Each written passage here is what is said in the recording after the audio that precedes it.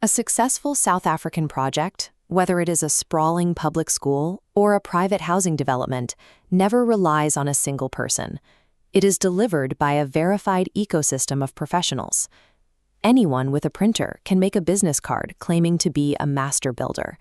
But the built environment involves severe physical and financial risks, which is why South Africa strictly regulates who is legally allowed to design and execute construction work. The temptation for many clients is to hire unregistered individuals. Bypassing the professional councils seems like an easy way to save on upfront consulting fees and skip months of bureaucratic delays. But skipping those regulations has specific, immediate consequences.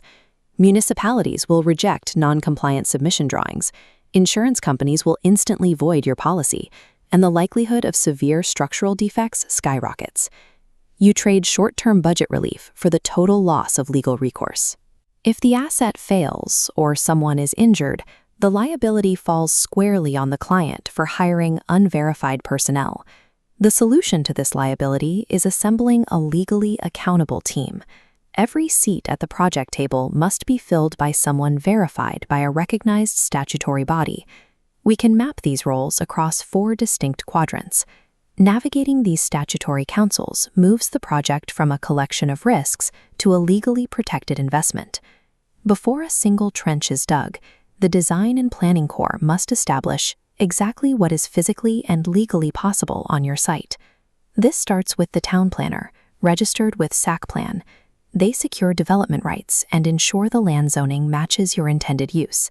Engaging a town planner adds upfront time to your pre-construction phase. You accept this trade-off because it prevents building a multi-million rand asset on land that the municipality will never legally allow you to occupy.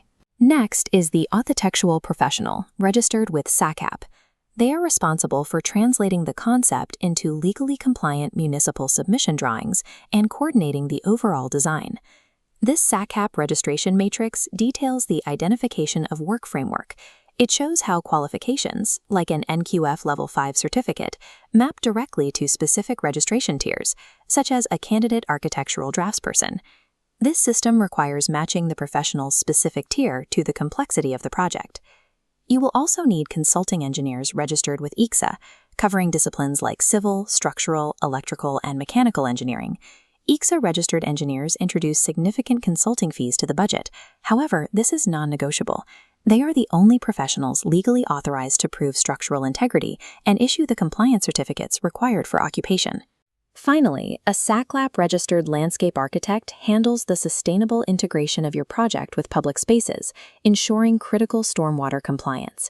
If you skip the Design and Planning Corps, your project will either fall down or be legally shut down by the municipality before you finish. Once the design is locked in, the project enters a phase that requires rigid financial control and strict team management. The quantity surveyor, registered with SACQSP and supported by ASAQS, provides this rigorous cost control. They compile the bills of quantities and perform objective valuations of the contractor's work. This SACQSP proposal outlines a tiered role, the Registered Construction Quantity Surveyor, designed for emerging contractors.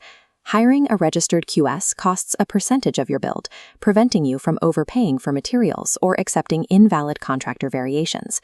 Driving the schedule is the Project and Construction Manager, registered with the SACQCPMP. They handle timeline programming, coordinate multiple consultants, and actively mitigate daily risks. The trade-off with a SACPCMP professional is a transfer of power. Centralizing authority with a project manager requires the client to surrender daily control to keep a complex schedule intact. Without proper cost and management coordination, even a brilliantly designed project will bleed out its capital and miss every critical deadline. Beyond the spreadsheets and blueprints, you have to address the physical earth.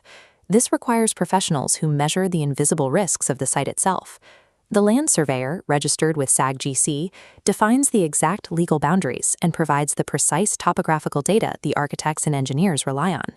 Paying a land surveyor is a minor upfront cost that prevents unresolvable legal disputes over property line encroachments later on.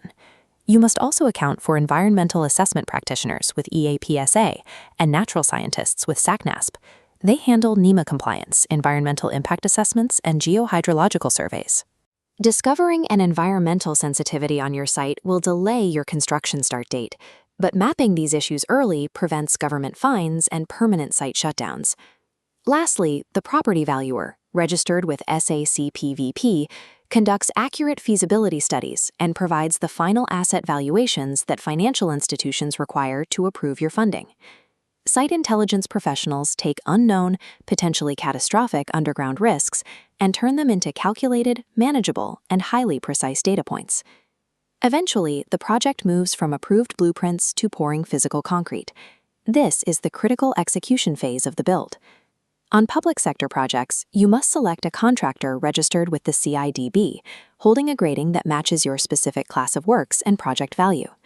The CIDB grading system restricts the pool of eligible builders for high-value projects. It prioritizes financial stability and proven track records over the lowest possible bid. For residential projects, the NHBRC regulates the market. Builders must be formally registered, and the specific home being built must be legally enrolled with the council. NHBRC compliance adds mandatory enrollment fees and strict site inspections to your budget. This is a strict legal requirement, and mortgage lenders will not finance a home without it. Controlling the site's daily hazards is the construction health and safety professional, registered through SACPCMP and supported by bodies like SIOSH, ensuring the environment remains legally compliant and non-fatal.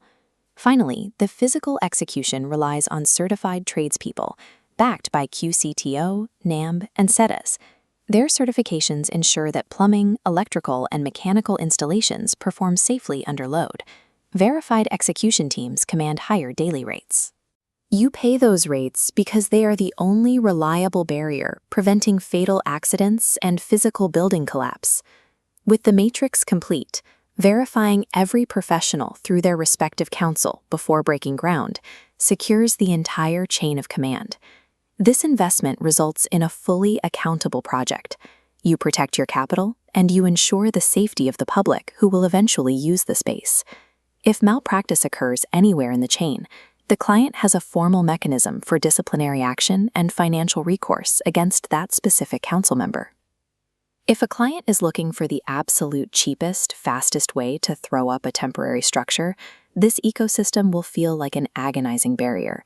But this system is designed for developers, governments, and homeowners who demand long-term asset security and refuse to cut corners on safety. This regulatory network is heavy on administration for a reason. It is the insurance policy for infrastructure meant to stand the test of time.